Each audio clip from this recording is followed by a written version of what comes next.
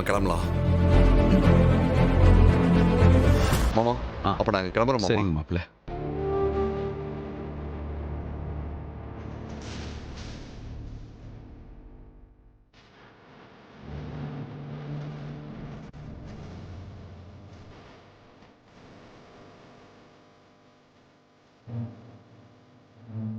நீங்க போங்க துளசி.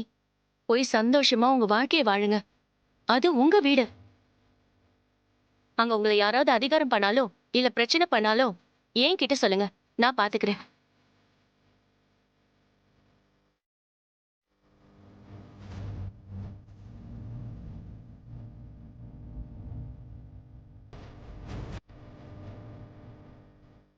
நீங்க தனியாள் இல்ல.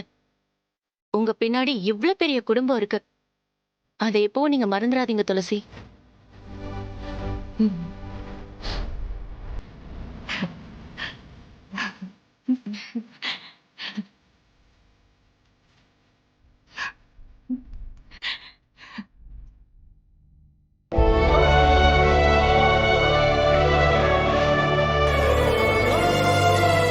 போயிட்டு வரேன். போயிட்டு வரேன்ப்பா. சரி அம்மா போயிட்டு வரேன். வரேன் பாத்து சரி. சரிக்கா. போயிட்டு வரேன். மச்சான் நாங்க கிளம்புறோம். பாட்டி. மச்சான் போயிட்டு நாங்க வரேன். பாட்டி நாங்க போயிட்டு வரோம். வாங்க வாங்க. போயிட்டு வரேன்னு.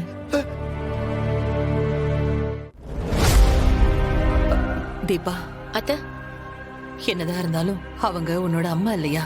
தப்பு தீபா. அவங்கள நீ இப்படி எல்லாம் பேசக்கூடாது. தப்புமா. தப்பெல்லாம் இல்ல அத்தை. நானும் வந்ததுல இருந்து பாத்துட்டு இருக்கேன். இந்த குடும்பத்தை எவ்வளவு மட்டமா பேசிட்டு இருந்தாங்க. அவ்வளவு நேரம் நான் பொறுமையா இருந்ததே பெரிய விஷயம். சரிம்மா, அதுக்காக பெத்த அம்மாவை காயப்படுத்தலாமா?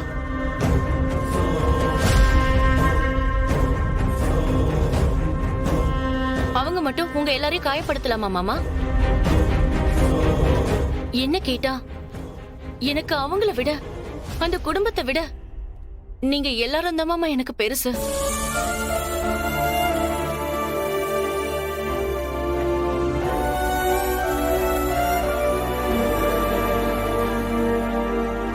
அன்னைக்கு என் புருஷனுக்கு ஒரு பிரச்சனை வரும்போது அவரை அடிச்சு இழுத்துட்டு போக பார்த்தாங்க. அப்ப யாரு காப்பாத்துனா? நீங்க தானே மாமா காப்பாத்துனீங்க.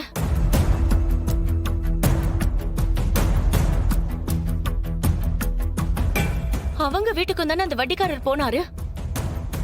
நினைச்சிருந்தா அந்த பணத்தை கொடுத்திருக்க முடியும் தானே. ஆனா அதை செஞ்சாங்களா?